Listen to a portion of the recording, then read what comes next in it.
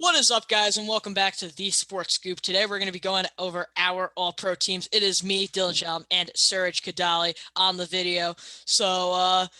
Without further ado, let's get into it. If you guys don't know what All-Pro teams are, they are the selected team by NFL experts that are the best in each position. So we've got QB, running back, two receivers. We put three just because we wanted to. Tight end, offensive lineman in each spot. Two edge rushers, two inside defensive linemen. We put three linebackers, two corners, and two safeties, and then we did kicker and punter just because. And moving into the first spot, I believe. Let's go. Let's go into the first spot. We have quarterback, and already we have an interesting discussion. Dylan, you have Tom Brady. Why do you have Brady? He wins games. Fair enough. I mean, anything else? He's the best quarterback in football. He knows what he's doing at all times. He's super smart. He's proven to be weirdly mobile this year, which I find really funny. Yeah. But I don't really care that he has people around him, because no matter how it's working, he wins games, and I find it very hard to believe him losing anytime coming to the end of the season. And Aaron Rodgers, while he's an excellent player, he's been excellent all year. I can't see him reaching the heights Brady will at the end of the season, and just taking that week one shambles loss to the Saints into effect, because that actually happened this year. So, Yeah, that seems hard to believe. The Saints beat the Packers in year one. I think most people do have Tom Brady as the best quarterback this season. I have Aaron Rodgers, and the reason why is obviously I know people say, well, you can't just discredit everything quarterback has done because of their supporting cast, but a supporting cast is a big part of a quarterback's success rate, and Brady has it all. He has arguably the best offensive line in football, has the best receiving core in football, three elite weapons in Mike Evans, Chris Godwin, and Rob Gronkowski. He's got a great running back in Leonard Fournette, who's been arguably a top 5 running back this season, been great in pass catching and in obviously rushing. So, and he's got a solid defense. So he's got it all. I think Brady is an excellent quarterback, and he's easily been the second best quarterback this season. But the reason why I have Rodgers, I think he actually has a bigger impact on his team and has been, I think, arguably better, because I think the only great weapon he has is Davante Adams, which is the best receiver in football. But other than that, it kind of is a lot more depleted. But you see how the Packers struggle without Rodgers. In that one game with Jordan Love, they only scored 7 points. They were very poor on the offensive side of the ball. The running backs, they've been injured. They've been in and out of the lineup. The offensive line has been kind of shuffled around a lot with the losses of players like David Bakhtiari, Elton Jenkins, and those are two huge pieces. And I think Rodgers still succeeded. He has a much less interception percentage, even though he's kind of a more of a gunslinger, throw the ball deep, which is very impressive. So in my opinion, I think Rodgers actually been, unlike popular belief, I think he's been the best quarterback this season. Now going on to, That's cool. Going on the next position. This one, I think, is pretty easy. I think you can't say anyone other than Jonathan Taylor has been the best running back this season. Obviously, he does have an amazing offensive line, which we will get into later, but he himself is an excellent running back. He combines power with patience, with which ability to kind of find the open area, and he's just been an excellent running back. He hasn't actually been, until the past really few weeks. Early on, they weren't giving the ball to him as much, but once they kind of started to run the ball, trust Jonathan Taylor, it has worked. And if we saw just yesterday, he is arguably an MVP candidate. He is the key to the Colts' success this season, and I think he's easily got to be the running back number one. I'm going to agree with that. Everything you just said. He's the best running back in football. He's patient. He's powerful. He's got pace. All P words. But he's a monster, and he's the reason that the Colts are doing so well this season, or one of them at least. And I can't really tell you another running back that's lived up to his standards, because Derrick Henry went down. He would be right in here with him. But Jonathan Taylor's been a little better. He has been absolutely fantastic, and again, is a big part. Now we go on wide receivers. Our top two are the same. Our flex is a different option. Dylan, why do you have Kupp, Adams, and Tyreek Hill? Kupp and Adams is pretty self-explanatory. Kupp's been statistically the best in every position. Davante Adams is pretty clearly the best at everything. But Tyreek Hill is one of the most undervalued players in the NFL at the moment. If you follow our TikTok, I put this on there. But Tyreek Hill, people just expect him to go out there, eat up double coverage and still get away because Mahomes is his quarterback, but he has made Mahomes the player he is. And I'm not discrediting Mahomes. I'm not doing anything of the sort. I'm telling you that Tyreek Hill is the best wide receiver at playing in open space. You have him in double, triple coverage. He might go up and catch the ball anyway, but you have him in open space. He's going to score a touchdown. So he's more dangerous than Justin Jefferson. Justin Jefferson's been excellent this year, but I think just the value that Tyreek Hill has, still getting up and catching balls, having one of the best route running ability in the league because of his shiftiness and his speed, which is very rarely accounted for because people see him as just a deep ball threat, but that's really not what he is. So Tyreek Hill has to be my wide receiver 3.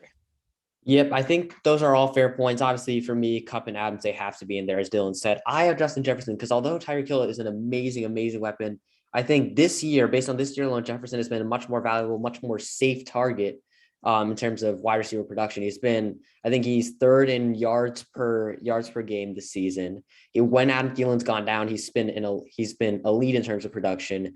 Kirk Cousins has really trusted him all season. He hasn't gotten to the end zone an insane amount, but in terms of just overall what you can ask from receiver 1, he's been everything he's asked. He's improved from year 1. I think he's really a main reason why the Vikings have one of the best passing attacks in football and have a very, very good chance of making the playoffs even at 6-7. Tyreek Hill, he's great. He's an amazing weapon and just had a great Thursday Night Football. But overall, with the drops and the inconsistencies, as good and as important of a weapon as he is, I still think based on this season, you have to take into account how much also he has maybe at times been kind of, I'm not going to say a liability because Tyreek Hill is never a liability, but like just off. And I think for that reason, Justin Jefferson has put together a more complete season. So I've got to give it to him as my flex / wide receiver 3 option. Now we go on to the next position. We have tight end. Here's a disagreement here. I have George Kittle. I think the reason why it's tough because I think it is between Kittle and Kelsey again, as it usually is. But I think Kittle, when he's played, has clearly been the best tight end in football, especially the past few weeks. And you can see that he's a main reason why the Niners now are in a great position to make the playoffs. It's kind of opened up Debo. He's kind of opened up a new kind of range to this passing game. The Niners are deadly over the middle now. You always have to account for him. He's, again, one of the best blocking tight ends in football. The only reason why I think he arguably won't make this list is because, again, injuries. He was hampered early in the season. But now based on this stretch, I feel like it's just so hard not to give the awards, the tight end 1 spot to him. I know Kelsey again he's had his classic Kelsey year, although he has been, I think he's been kind of almost a bit lacking compared to his previous years. I think the way Kittle's playing right now, I think he's inarguably the best tight end in football. And even with Kelsey's great game against the Chargers, but I think because of Kelsey's kind of so year, at least by his standards, I think Kittle barely edges it out in terms of tight end 1. What do you have to say about Kelsey, Dylan? I have always been a Kelsey over Kittle type of guy. His production's always been a little bit better than George Kittle's, and I haven't really accounted for much of the run blocking, which is a very important part. I just really haven't put it into perspective into a couple years ago. But I'm going to tell you right now that George Kittle is a better tight end than Travis Kelce. He has been better in the games he's played. He is more dangerous. He makes their run offense better. But availability is the best ability in the NFL these days. When you're not playing, it counts against you. I'm sorry, it just does. So no matter how good Kittle's been in those last 4 games, Travis Kelce has done better because he's been on the field. So I can't give George Kittle the spot. It's really that simple. Okay. It's unfortunate, but it's that simple. Yeah, fair enough. Now we go on to our next one. We have left tackle, and we agree with this one. I think Trent Williams, he's already a lock for left tackle. I think he is actually PFF's. I know PFF is a bit unreliable, but he's been their best graded, not only left tackle, but best graded player. I agree with him. And I think honestly, and George Kittle is also saying, hey, Trent Williams isn't getting enough credit for what he's been doing this season. He has been absolutely unbelievable. He's the main reason why, again, the Niners offensive line is not terrible. You never really have to worry about, Jimmy G really never has to worry about his blind side because his left side is basically shored up with Trent Williams. And again, he's been incredible in the run blocking. Just watch some of his highlights. Every game, feel like he's just like pancaking a dude. He's been incredibly impressive in both facets, run blocking, pass blocking. I think anyone who doesn't have Trent Williams at left tackle, you got to have him there. This 49ers pass offense is thriving because of him. He's been able to protect Jimmy Garoppolo to the extent that he has 5-6 seconds on the left side. So he's excellent in the run block, excellent in the pass block, but I don't really think I could rightfully put anything ahead of him because he hasn't had a pressure allowed on him in a bit. It's been a couple weeks now that he's had a pressure allowed on him, and he's been a key part to this integral stretch for the 49ers. Moving into the next spot. Yep. Moving into the next spot, we have left guard. This is a bit of a disagreement here. I have Ali Marpet. You have Quenton Nelson. Dylan, why do you have Quenton Nelson? The best ability is availability, and Ali Marpet has been injured. Ali Marpet's a monster. Not too much. He's been injured. He's injured like 1 or 2 weeks. Only missed like a game. Be out for the next week and the next week also. Though. It's going to be 4 weeks. But Quenton Nelson, you can't really like run past him. He's like incredibly good at run blocking and pass blocking. So he's been a key piece to Jonathan Taylor's success and Carson Wentz's before yesterday ability to play football.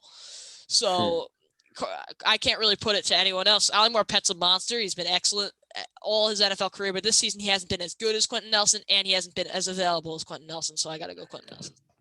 I disagree. I think Ali Marpet at this point in the season has been a better pass blocker and not better. I'm just a better blocker than Quenton Nelson. I know that's a controversial statement, but here's why. He's been the best graded offensive lineman on arguably the best offensive line in football in Tampa. He's kind of, again, I feel like I don't remember the last time he's a lot of pressure on Tom Brady. He's been brilliant in pass protection. Probably the last time he played like 3 or 4 weeks ago. Hey, he played literally last week. But that's no, but I think Ali Marpet, he's been elite in pass blocking. In terms of run blocking, he's been brilliant in kind of almost opening up lanes for Leonard Fournette, Ronald Jones. Like the left side is almost automatically a great place to run the ball for Tampa Bay. He's, again, obviously maybe availability. He did miss a couple games with, I believe, an oblique strain. I'm not 100% sure about that. I think that's what it was. And then I think obviously, other than that, and obviously this doesn't matter, but in terms of his NFL career, he's been very, very durable. And I think based on this season, Quenton Nelson, he's also missed games this season. And I think he missed 2.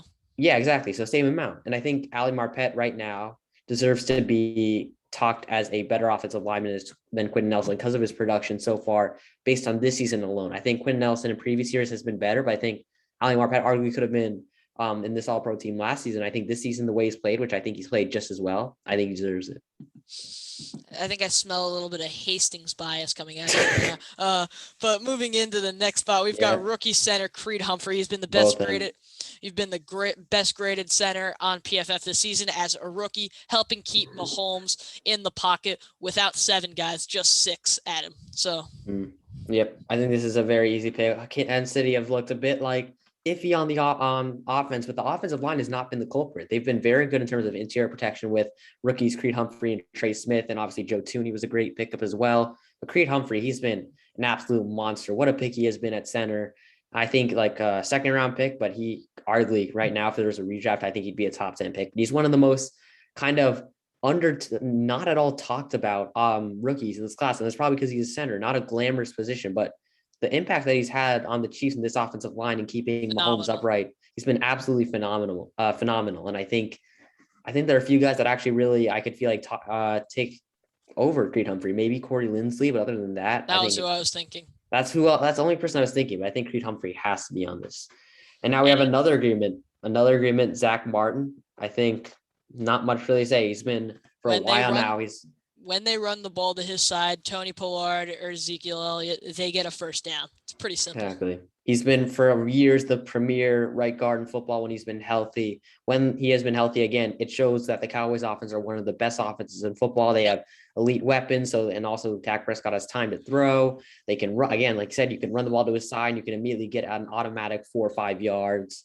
I think he's just such a key contributor. He's arguably their best player. I know that's controversial because they've got so many elite weapons, but he's arguably the best of the bunch. He's so important. And I think really the way he's played this season, I think he's got to be a lock for a right guard in this position. Yeah. Now right tackle. This one was a bit hard. Because obviously the rest of the positions, I feel like relatively you can think of a guy or two that comes off the top of your head like, yeah, this guy should be in the All-Pro team. I struggled with this one. I went with Rob Havenstein. Obviously, you've heard from players like Sean McVay, like he's arguably the best right tackle in football. He's done a great job keeping Stafford upright. He's been great kind of in blocking for their zone run scheme. I think this one was a bit difficult because I couldn't really come up with a lot of other right tackles. I feel like I'd say probably Jack Conklin if he was healthy this season. But I think other than I can't see too many guys. And Rob Havenstein, I mean, I'm talking about like he won against nobody. He's been very good this season. But I think in terms of other options at right tackle, there are very few that I could say that, okay, yeah, you definitely deserve a spot in the all-pro team. For that reason, I've got to go Rob Havenstein. Rob Havenstein's been very underrated, Appreciated. underappreciated, underrated, Mm, undervalued for his entire NFL career, and I have to give props to you for actually valuing him here. I appreciate that. But Eric Fisher, I think, has been far and away the best right tackle in the league this year. He has mm, been the blindside blocker for Carson Wentz for a lot of the games this season, and Jonathan Taylor's been able to thrive on outside runs towards him, and it's been very, very difficult for him to cover some of the or to block some of the best edge rushers in the league. He's gone against Matt Judon yesterday. He did an excellent job, and mm. I just think ever since he left KC and landed over here and joined this incredible offensive line, no one's really talked about him, and I think it's about time we give him that respect. Him, Rob Havenstein, rest of the right tackles, Rashawn Slater, give them the respect they need. Definitely. And now we move on to the defense side of the ball, edges. And I think this one pretty self-explanatory. I think these two guys, as there have been a lot of good edge rushers in this year. We've obviously got Watt and Myles Garrett, but you also got Trey Hendrickson, Matt Judon. You've got some other guys have Nick Bosa. It's been a great year for edge rushers, but I think these two but these two above all have definitely shined above the rest. We have different edge ones. I have TJ Watt, and the reason why is I think he makes the Steelers defense. He makes them immediately arguably a top 5 unit because of his presence on the pass rush. Obviously, he's had last game, he did kind of get stopped, but I think when TJ Watt is not in the game, you can see that this is a completely different defense because they don't get nearly the same amount of pressure without TJ Watt, even though they do have other solid guys on that D line like Cam Hayward. I know Tuitt's been injured, Alualu's been injured, but I think TJ Watt, he's just kind of that difference maker on this defensive line. I know Myles Garrett, again, is kind of almost the exact same role, but TJ Watt has played less games. He's got more sacks. I know a lot of people, that's kind of the same narrative that everyone brings up, but I think that's kind of almost the best narrative to bring up, and it makes the most sense. So I think it's got to go TJ Watt. What are you doing? I mean, I agree with the sense that TJ Watt has more sacks and less games. It's very important.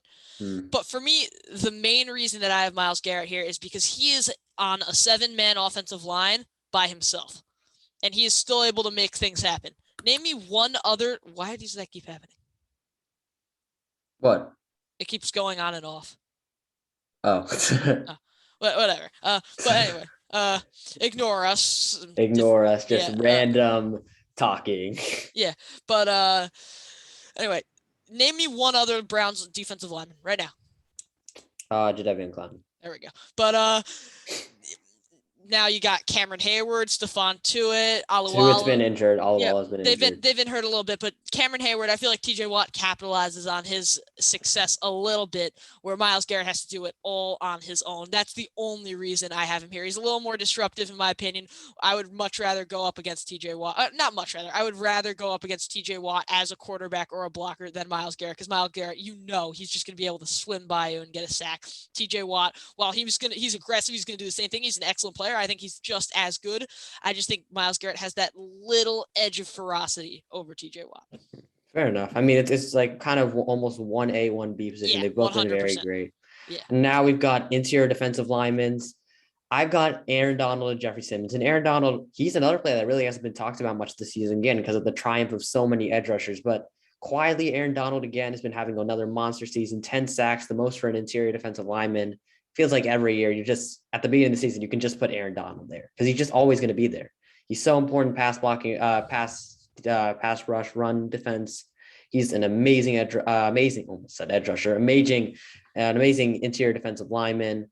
And I think arguably he's kind of working that way into maybe a top 5 defensive player all time. He has been that good for this many years in his career. And I think at this point he's got to be interior defensive lineman number 1. But now interior defensive lineman number 2, I've got Jeffrey Simmons of the Tennessee Titans. He had an amazing start to this season. He's been great again in pass rush. He's got 7.5 sacks.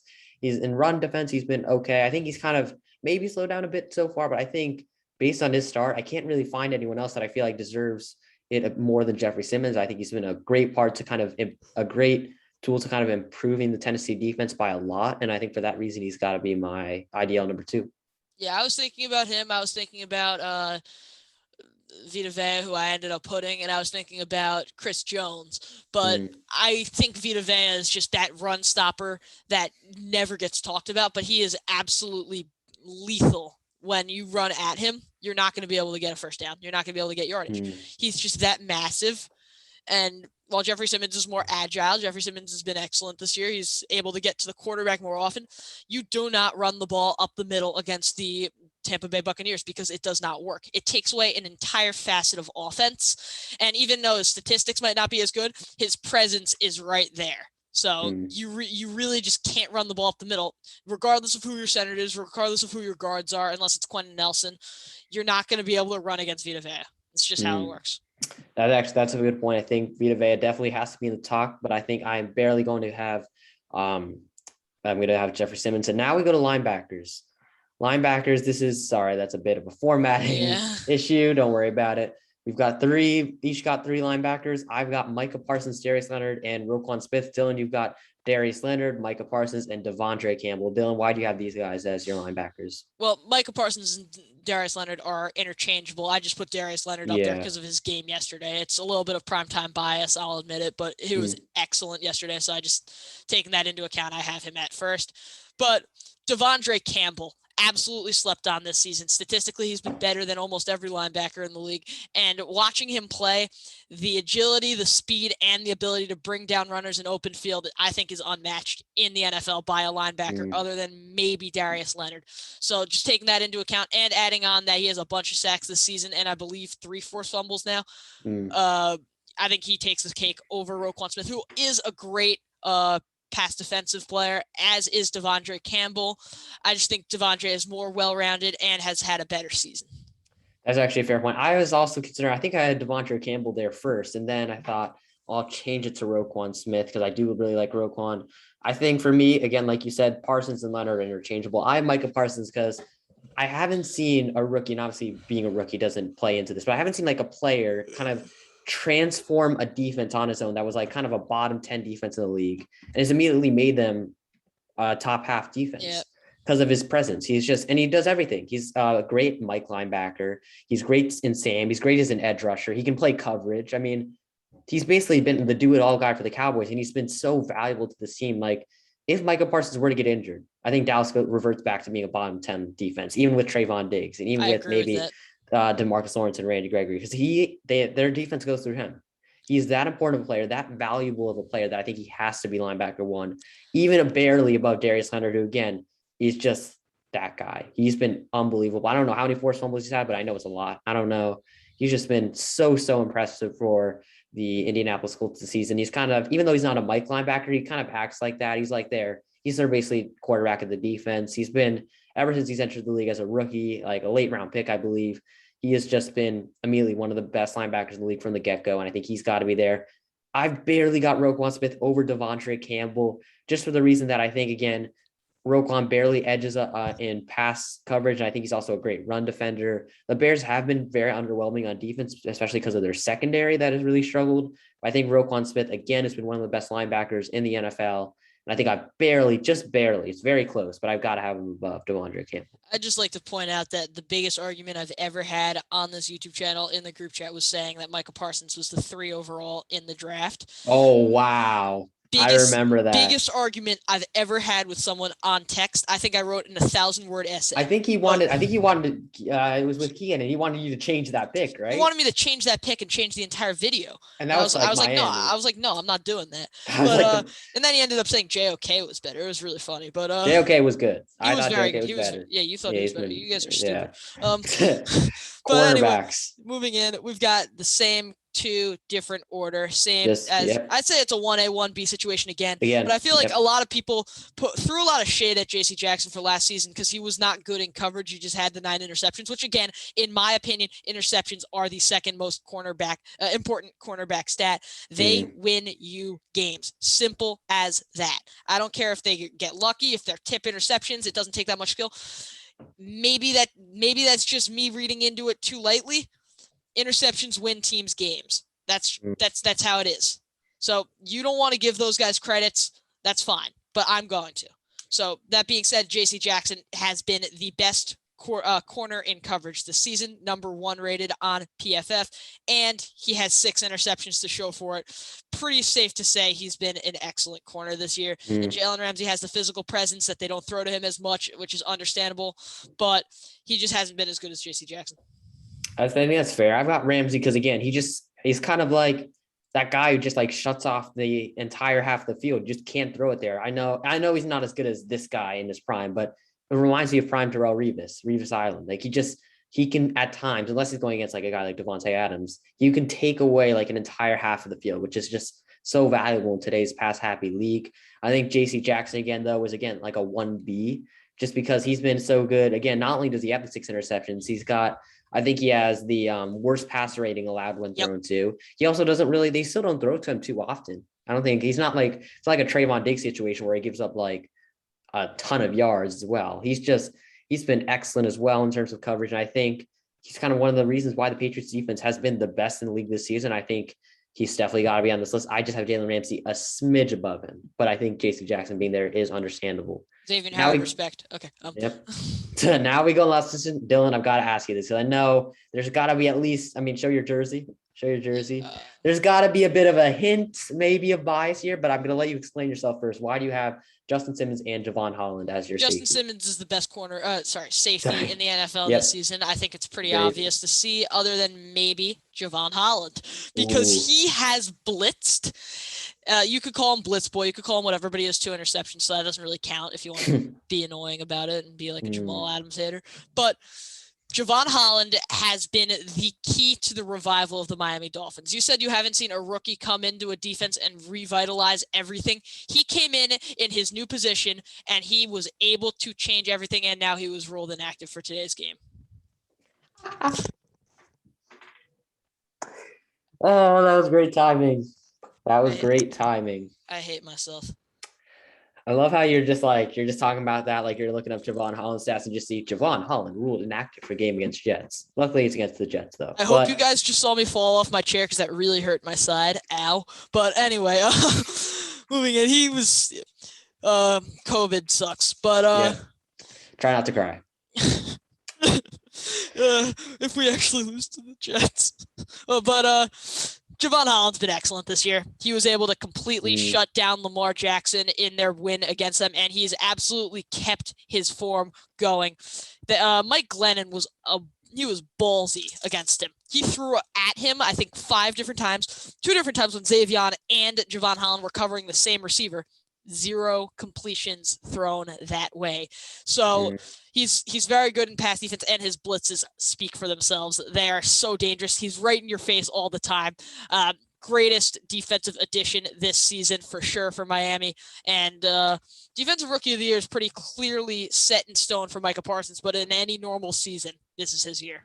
Yep, I think that's a fair point. I'm going to go, though, obviously, Justin Simmons. I think he has definitely been the best safety in the league this season. I'm going to go with Jordan Poyer, and I think this is a bit tough because he did have a very poor game against the Tampa Bay Buccaneers. And obviously, we had those questions where, like, why you asked me where he asked the question that we saw, like, where he was upset that they asked, like, how embarrassing is it to lose against 3 passes? But I think, obviously, his run defense isn't amazing, but he is so good as a ball hawking safety that I think he has like 5 interceptions already this season. He's been very, very good, very valuable piece to, again, another elite defense in Buffalo. And I think just because he didn't have the greatest game against Tampa Bay, I think he still has to be there, right there with Justin Simmons for my safety number 2. And I think Javon Holland definitely has a case, though. I think he's been so important to this Miami defense that he definitely has a case. It's barely, but I think I've got to go Jordan Poyer. And now we go to the positions that we probably aren't as knowledgeable about. Kicker first, which we can talk about it. Justin Tucker's the best kicker in the NFL. I'm not taking that away from him, but Nick Folk has been absolutely automatic this season. I don't think he's missed a kick this entire season. I love me some Nick Folk. Except for that one, I think, from 56 against LA earlier this year. And from 51 against the Bucks. But that was like in the rain. It was like terrible conditions. Yeah. But he's been excellent for me this year in fantasy. In one of my leagues, I still stink. I'm terrible. But in every league. I lost my league with my friends. I'm losing in our league, and me and my dad didn't do as good of a job. I'm not a fantasy expert, guys. Not a fan. Don't trust him. Don't trust me. You can't trust Serge either. He sucks also. But no, I don't. Okay. Yeah, okay. We'll talk about this another time. But Nick Folk's he's been a bright spot for the special teams of the Patriots. Always weirdly questionable for every week, but he's been incredibly good, making pretty much every field goal this season. Justin Tucker's a monster. Justin Tucker's amazing. I might just be giving it to Nick Folk to have a disagreement with you, but he's definitely either first or second. It's a 1A, 1B again. Yeah, I know. I think Nick Folk has been incredible. I think he has the most points this season. Obviously, you could say, oh, I'm just giving Justin Tucker based on name reputation. And I wouldn't. Trust me, I would not. The reason why I have Tucker is because although he obviously hasn't as many points as Nick Folk, he has been automatic from 50 plus yards. He has the best, which is normal for Justin Tucker. He has the best kicking percentage per he makes basically he's the most automatic kicker, which is usually which is just business as usual for Justin Tucker. He's just an automatic again this year. He's automatic in the fourth. He's automatic from 50 plus. He kicked a 66-yard field goal to win a game. Yeah. I think and the thing is, it's not even oh man, he's having an amazing year. This is just classic Justin Tucker. He's just being normal. He's just being normal. This is just other than the 66, that was ridiculous. That's not normal, but he's just been normal. This is a normal year for him. And I think obviously maybe gets boring to put him as all pro kicker every year, but I think no one deserves it more than him this year. He's 28 for 30 in terms of attempts, and I think I just got to give it to him. And now the position we will just bull crap about because we can't explain this much, but I've got AJ Cole because I think he has the most yards per punt, and he also is top 10 in stats punts inside the 20, net yards per punt, and that's all I've got to say. I'm sorry, Raiders fans. Maybe you can tell me a bit more about AJ Cole, but based on the stats, I've got to give it to him. But I can't give you an in-depth analysis. I did not look at any stats for this. I saw Presley Harvin have a really good punt in a primetime game, and I put him here because of it. I'm not going to lie to you guys. Yeah, this could be completely inaccurate. Yep. This is the one position where we did no research. Any punter analysis, you guys can come into the comments. You guys go to a punting channel. Sorry guys, we're not punters. Experts. We're not punting experts, but I do know that I'm a better punter than the guy that punted for the Colts in the game against the Titans last year. But Rigoberto Sanchez? No, Rigoberto was out for COVID. I think they had a new punter and they lost the game because God. It was really funny. Punting is important. We're not saying it's not important. It's actually a very important towards the field position. But Joe Judge says it could be a very aggressive call sometimes. Very interesting. But that is it for the video. If you enjoy this type of content, make sure to like and subscribe. We record very often.